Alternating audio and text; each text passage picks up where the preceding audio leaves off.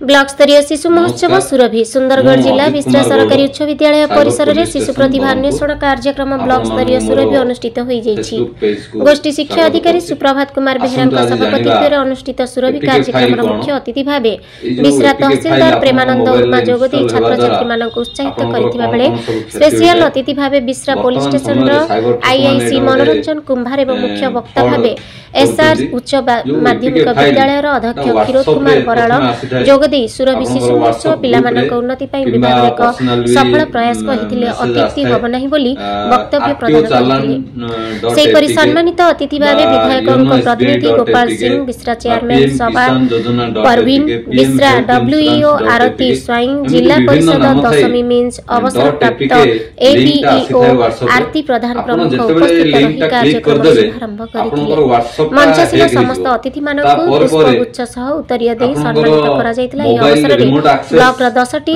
Cluster विभिन्न विद्यालय छात्र छात्री शिक्षक शिक्षयित्री मान उपस्थित थिले। क्लस्टर स्तर में विभिन्न प्रतियोगिता रे प्रथम स्थान अधिकार करथिबा छात्र छात्री मान जोग देई वक्तृता चित्रांकन संगीत प्रबंधन चित्रकला शिल्पकला श्रुत लिखन और ग्रुप डांस सह अन्य प्रतियोगिता रे भाग लेथिले। एही कार्यक्रम रे जज भावे डॉक्टर वसंत कुमार दास सागर जेना एवं प्रशांति जेना प्रमुख 27 जन विभिन्न विभाग मूल्यांकन करथिले।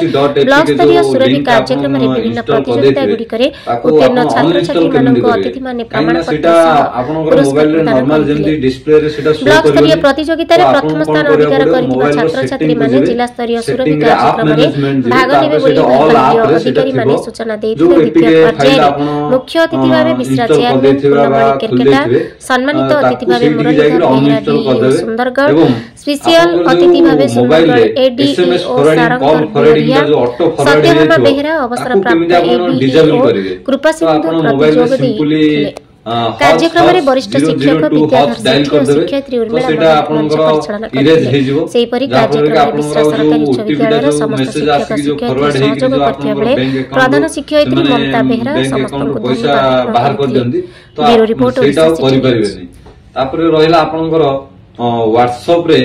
व्हाट्सएप टा कोन करिवे व्हाट्सएप टा आपनकर जो हेक हे थिवो तो आपण व्हाट्सएप टा आपण 1930 रिपोर्ट कर परिबे बा आपण साइबर थाना रे रिपोर्ट कर परिबे cybercrime.gov.in पोर्टल रे मध्य जाईकरी रिपोर्ट कर परिबे।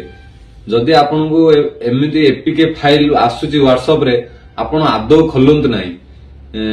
जदि आपण खोलिबे आपनकर व्हाट्सएप अकाउंट हैक हेबा सहित आपनकर बैंक अकाउंट भी खाली हो जाओ। एई वीडियोटी को आपण माने आपनकर फ्रेंड्स एवं रिलेटिव्स माननकु शेयर करंतु एवं जदि एई वीडियोटी मोर भल लागे ताहले आपण लाइक करंतु एवं मोर पेज को फॉलो करंतु। डिजिटल दुनिया रे सचेतन होंतु सतर्क